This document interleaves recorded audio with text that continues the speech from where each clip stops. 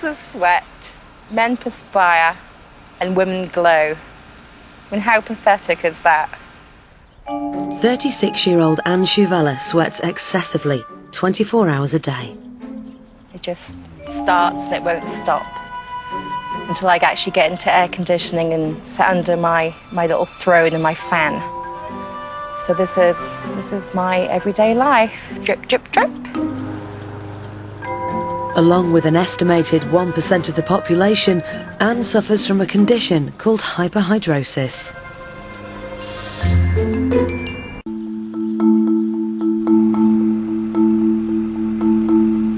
For expat Anne, who lives in sweltering San Antonio, Texas, staying sweat-free is a constant struggle.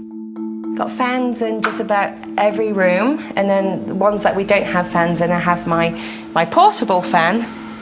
I need constant air on me just to keep me cool. Even with the aircon on, I still sweat.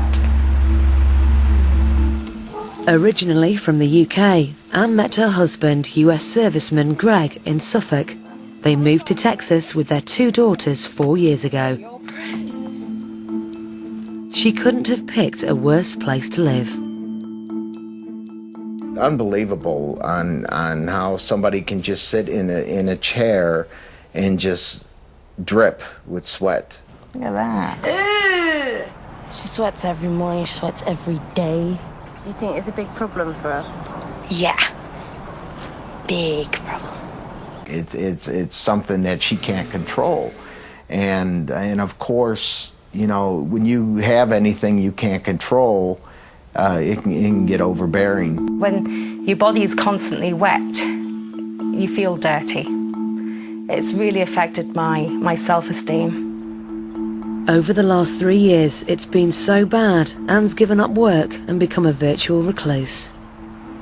You know, I keep thinking to myself, well, maybe I'll get a part-time job in the store, but I just don't think I could handle being in the public eye and people looking at me strangely, or being a cashier and it's dripping on their receipts or something. I don't think I can emotionally handle it. I feel like a prisoner inside my own sweaty prison. Like most hyperhidrosis sufferers, Anne's desperate for a cure.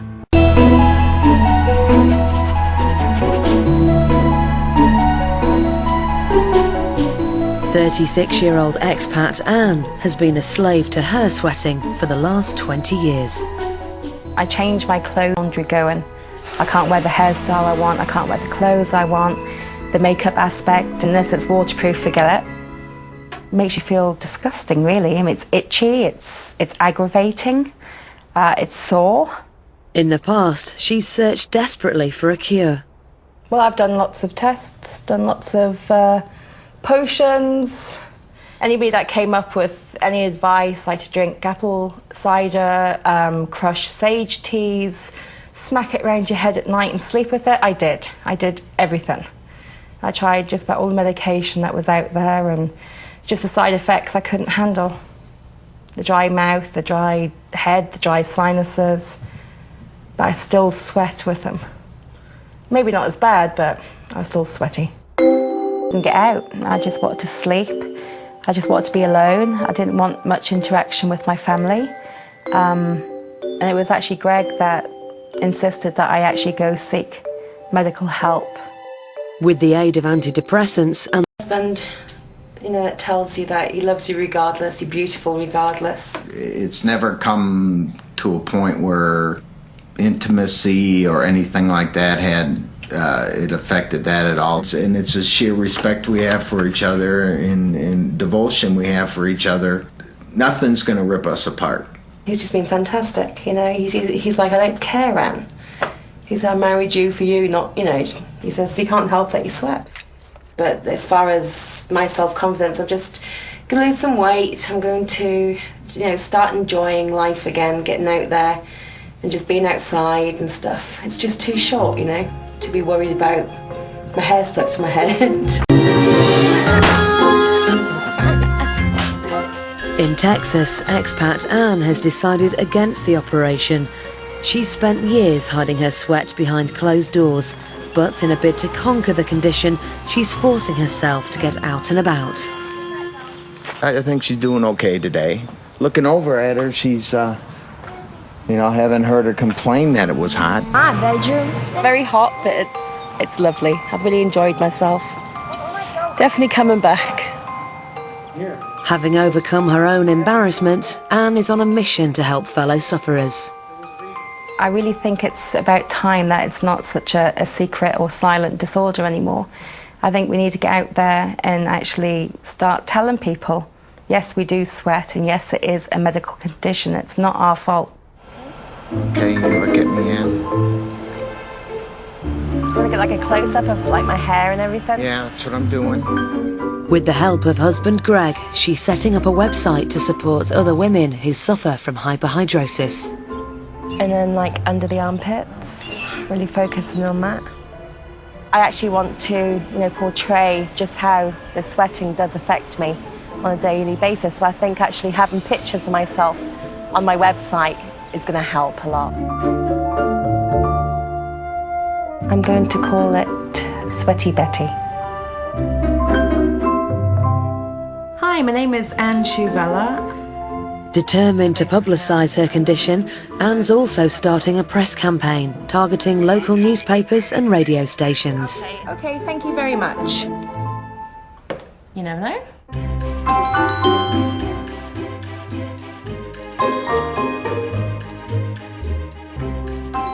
The next day, she has a result. Anyway, I have some great news. What? I'm going on the radio show on Thursday. Isn't that great? It's Katie. Well, as long as she doesn't say our last name and no one in my school hears it, I'm fine. What happens if somebody from your school does hear it? Would you get embarrassed by it if I did talk around your friends? Yeah. Let's keep it a family secret. Ha. I'm not prepared to keep it a secret. Well, it kind of upset me that Hannah was kind of negative about it today and everything. She's worried about the stigma of people knowing that her mum sweats. Sweat's a bit of a disgusting thing. Smelly, sweaty, you know. But, like, I don't know, I just don't want no one to talk about it. I know what it's like to be teased and stuff, and I think, you know, just generally as a mother, I don't want her being teased through my disorder. But I think we're pretty safe. I don't think many teenagers really listen to KTSA. She's probably embarrass herself or something. I don't want her to embarrass herself. Maybe people will be proud of her. They know her, but who knows what the other people will think. Like, what a freak or something. I don't want my mom to get hurt like that. That's the kind of thing I'm worried about.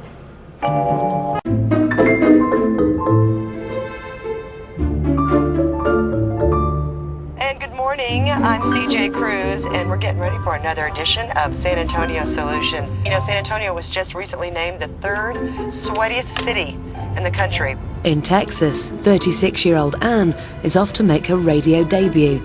After keeping her sweating secret for years, she's about to tell all. It's very important to me to just get the word out there, start hopefully get some publicity in the right direction. Well, welcome to the show. Thank you. Now tell me a little bit about what's going on with you. I do know that we're going to be talking about hyperhidrosis. Yes. So let's get a background on that, just so we've got some information out there for the public. Well, I have hyperhidrosis. I have it mostly on my head, so it's actually classed as cranial hyperhidrosis. Mine started when I was about 13. It's very embarrassing. Sure. There hasn't been a lot of publicity about it. Sweaty Betty. Sweaty Betty, yeah. You have such a great sense of humor. And Shavella, thanks for spending some time with us, and I wish you the best of luck. And we're going to get back to San Antonio Solutions right after this. I'm proud of her because she didn't, like, choke up. I didn't know she'd be, like, this confident. Okay. Great. Again, thanks. it was my pleasure. I appreciate it. Come back anytime. And onto her daughters. Hannah sweats underneath her armpits, and I think she's starting to get embarrassed about it. Millie is actually starting to show signs, sweating from the hairline and the back. It worries me. You know, I was hoping that maybe it would skip a generation, or maybe they wouldn't suffer as bad as what they will really understand how it affects each individual.